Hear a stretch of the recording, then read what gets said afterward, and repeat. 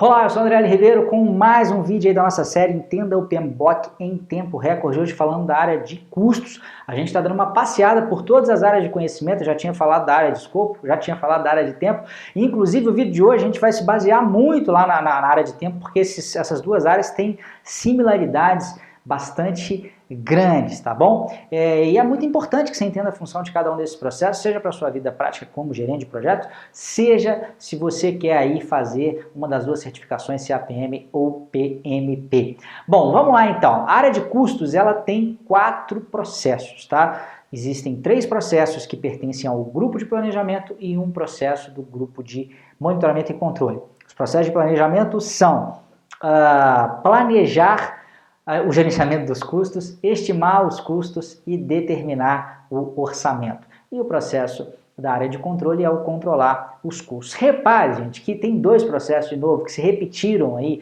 né, com ligeiras mudanças aí lá nas áreas de tempo e na área de escopo, né, que é o processo planejar o gerenciamento de custos, que tem a sua contraparte, que é o planejar o gerenciamento do cronograma e planejar o gerenciamento do escopo, e também o controlar os custos, que tem o controlar o cronograma e controlar o escopo lá nas suas respectivas áreas. E eles têm um jeitão muito parecido. Eu vou começar por eles dois, vou começar das pontas, justamente para não ter que ficar chovendo no molhado. Planejar o gerenciamento dos custos define como que os custos vão ser gerenciados, como que os outros processos vão ser executados. Por exemplo, eu posso definir nesse processo qual que vai ser o grau de precisão das minhas estimativas de custo. Será que eu vou ter que chegar no nível de centavo, no nível de real, no nível de dezenas de reais, no nível de milhares de reais ou de dezenas de milhares de reais?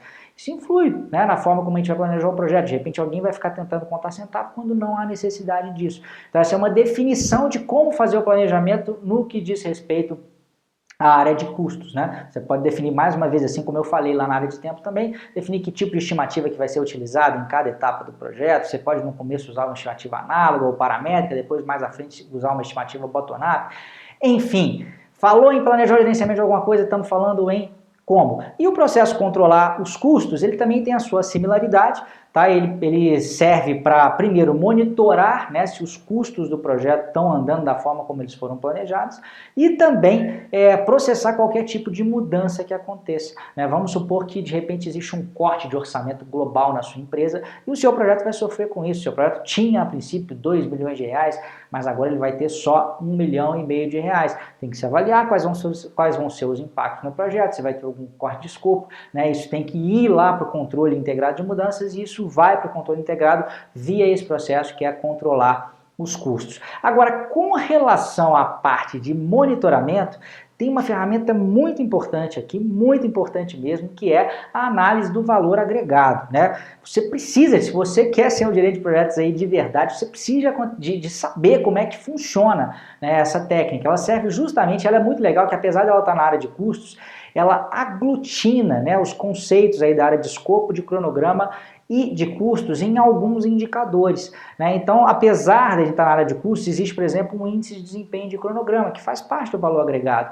Existe também, obviamente, um índice de desempenho de custo. Não vai dar para falar de valor agregado aqui de uma forma detalhada, porque a técnica ela é como o próprio, eu ia falar que ela era muito detalhada, porque ela tem várias continhas que a gente tem que fazer, vários índices que a gente tem que aprender a calcular.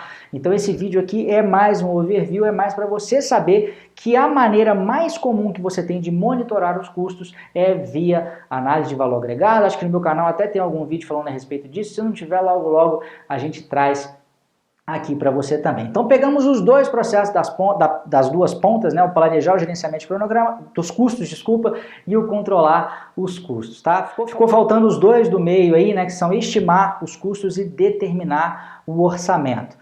Estimar os custos é muito parecido também com estimar as durações e estimar os recursos, né? A gente vai para cada pacote de trabalho, né, ou para cada nível da EAP aí, identificar quanto que vai custar, né, quanto de dinheiro que a gente vai investir. E o determinar o orçamento, ele tem um algo a mais. Assim como desenvolver o cronograma, ele dá uma lapidada nas estimativas e nos outros processos lá da área de tempo, o determinar o orçamento, ele também dá essa lapidada final. Porque, eventualmente, eu posso estimar uma quantidade de dinheiro aí para as atividades e para os pacotes de trabalho que eu não tenho. De repente, eu tenho uma restrição de orçamento e eu vou ter que, justamente nesse processo de determinar o orçamento, fazer os devidos ajustes para que as restrições e o meu planejamento eles conversem, eles entrem em acordo, eles não fiquem divergentes um do outro. Além disso, no processo de determinar o orçamento, a gente gera a linha de base dos custos, né, do projeto, e além disso é onde a gente coloca também, a gente acopla as reservas de contingência e as reservas de gerenciamento. A gente deve falar mais a respeito desses conceitos ainda em outros vídeos, mas basicamente uma reserva é uma espécie de dinheiro que você não sabe se vai gastar ou não, né? Você coloca ali como uma possibilidade de gasto. A reserva de contingência é aquela que é calculada a partir dos riscos identificados do projeto.